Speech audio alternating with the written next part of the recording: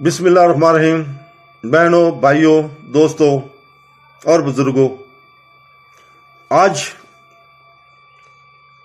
ہم آخری حصہ حضرت خالد بن ولید کی سیرت کا پیش کر رہے ہیں۔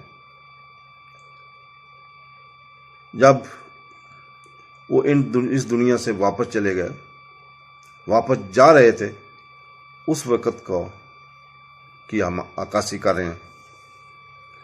تو دوستو، حضرت خالد بن ولید ہیرو کو سپرد خاک کر دیا گیا۔ ان کے ساتھی ان کی قبر پر تعظیم کے ساتھ کھڑے تھے۔ انہوں نے محسوس کیا کہ پوری کائنات اتنی پرامن، عاجزی اور خاموش ہے کہ گویا پوری دنیا سوگ میں ڈوبی ہوئی ہے۔ میں تصور کرتا ہوں کہ یہ خوفناک خاموشی صرف ایک گھوڑے کی ہمایسگی سے ٹوٹی تھی جو اپنے آقا کی قبر پر اس کی خوشبو سے رہنمائی کرتا تھا۔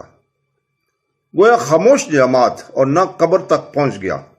اس نے اپنا مالا ہلایا اور تیزی سے ہمسائی کی جیسا کہ یہ کرتا تھا جب ہیرو اپنی پیٹھ پر فارس اور روم کی تختوں کو تباہ کر رہا تھا، بت پرستی اور جبر کے فریب کا علاج کر رہا تھا اور طاقتوں کو ختم کر رہا تھا۔ پسماندگی اور کفر اسلام کی راہ ہموار کرنے کے لیے جیسے ہی اپنی نظریں قبر پر جمائیں، وہ اپنا سر اٹھاتا اور نیچے کرتا رہا، جیسا وہ اپنے آقا اور ہیرو کو آخری الوداع کہہ رہا ہو۔ پھر وہ اپنے سر اٹھا کر کھڑا رہا، پھر بھی اس کی آنکھوں سے آنسو بہ رہے تھے۔ حضرت خالد اپنے اسلحے سمیت حضرت عمر رضی اللہ تعالیٰ کو اللہ کی راہ میں وصیت کی۔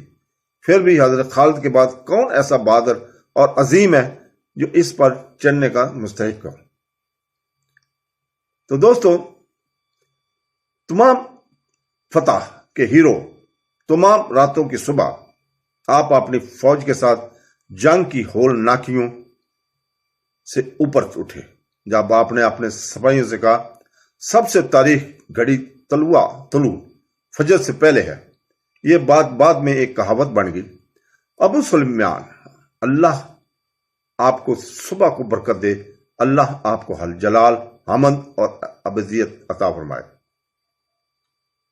ایسے آئیے آپ حضرت عمر رضی اللہ تعالیٰ عنہ کے بعد دہراتے ہیں، ان کی بات دہراتے ہیں، وہ پیاری خوشی جس کے ساتھ اس نے حضرت خالد کو آخری الوداع کیا۔ ابو سفیان، اللہ تم پر رحم کرے، اب تمہارے پاس جو کچھ ہے وہ اس سے کہیں بہتر ہے جو تمہاری زندگی میں تھا، کیونکہ اب تم اللہ کے پاس ہو، تم زندگی میں عزت دار تھے، اندر کا مواد۔ تو دوستو، یہ تھی حضرت ابوبکر صدیق، حضرت عمر فاروق اور حضور پاک صلی اللہ علیہ وسلم کے ہیرو، اللہ کی تلوار حضرت خالد بن ولید کے اختتام۔ اللہ تعالیٰ ہمیں قرآن اور حدیث پڑھنے کی توفیق عطا فرمائے اور اس کے اوپر عمل کرنے کی توفیق عطا فرمائے۔ آمین ثم آمین۔ اللہ حافظ۔